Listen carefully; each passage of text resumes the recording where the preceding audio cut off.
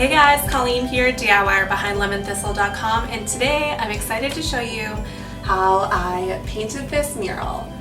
This is actually like a very dark corner in our basement. We were just using it to shove toys and it was a mess. But now, thanks to a quick mural, I am totally in love with this space. It doesn't feel like a dark, depressing corner in our basement. It feels like a little place that my kids or I can curl up and read our books and just enjoy a minute of quiet, because upstairs is chaos, you guys. There are 4 kids up there. It's very noisy. For this video, I partnered with Bravo TV and I took a peek at their home and design content, which is all available for free online, and it is so good.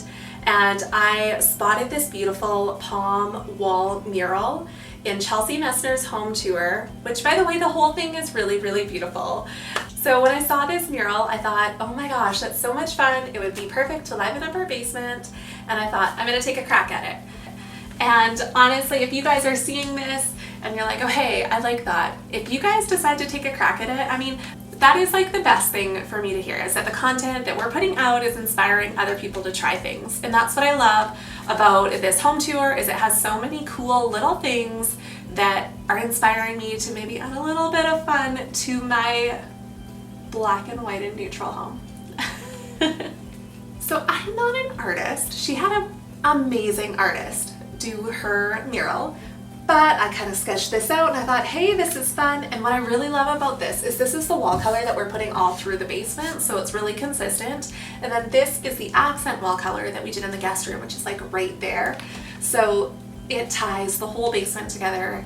It doesn't feel out of place, but it is still really fun and whimsical because this is part of the kids' playroom. And if you're not an artist, I mean, there is no shading, there is no nothing, it is just the shapes, which I feel like is my level of painting. And if you've never painted a mural, it's probably yours too. Right, before we get into it, if you have not yet subscribed to my channel, I would so love if you did that below so you don't miss out on any more DIY or home decor videos. Okay, now, some of you might be thinking, Colleen, that's crazy, because now you have paint on your walls in a bold pattern. What happens if you don't like it anymore? But here's the thing, I've done crazier things on my walls. In our first apartment, we wallpapered 2 walls. In our last house, I painted like a hand-painted like tick marks wall, and then later decided I didn't like it, so painted over it. And in my kids' bedroom, I painted clouds all over the wall, and then decided it was time for a change and painted over it.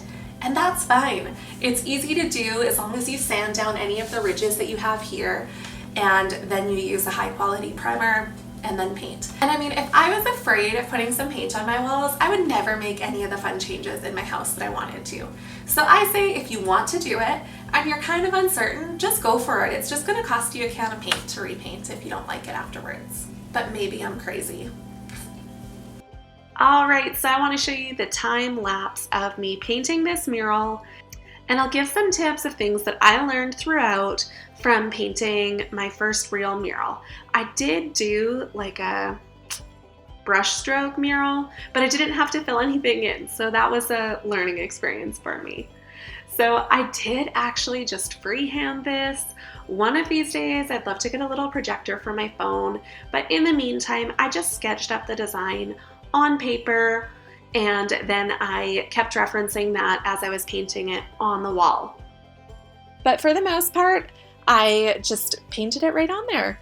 So I started out with a foam brush, and I found that this just didn't hold enough paint, so I switched to quite a bigger brush. And so that made my lines a lot thicker, but it also made them a lot fuller and a lot less streaky, and I didn't have to pick up paint quite as often. This made it a lot less tedious and a lot more enjoyable.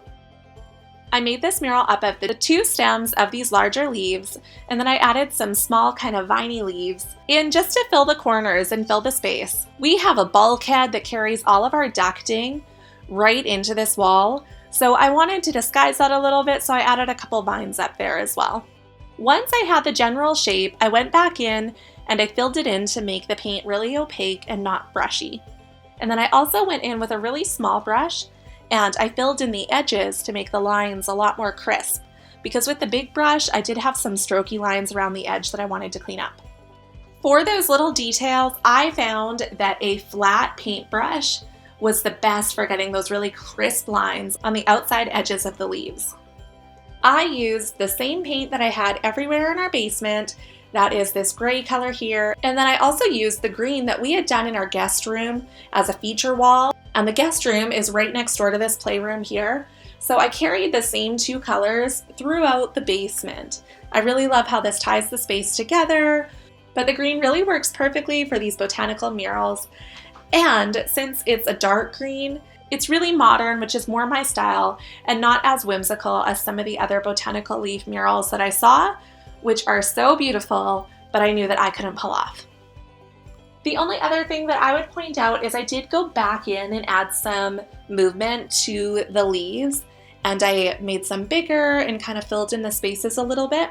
And to do this, I actually took a picture of the mural when I was almost done, but I wasn't quite happy with it. And then I went and sketched on my iPad, just filling in those spaces a little bit, and used that as an example so that when I was working on the mural, I knew which direction I was headed. That is it. Once it dried, I used a paint scraper to get any of the paint drops off of the trim, and then gave the trim a fresh coat of white paint before setting up this sweet little reading nook in here. I used a macrame piece that I had made for our master bedroom in our last house, and I used an outdoor chair that we actually had that we had to pull in for the winter. And then I will point out that those right there are fake plants because kids are going to use this space. We've moved their rolling crate of books down here now, and they have been using it to have some reading time in the afternoons, and it's such a great space for our family. Thank you so much for watching. I hope that you enjoyed this video. If you did, make sure to give it a thumbs up below and subscribe so you don't miss out on any more DIY or home decor videos. We'll see you next time.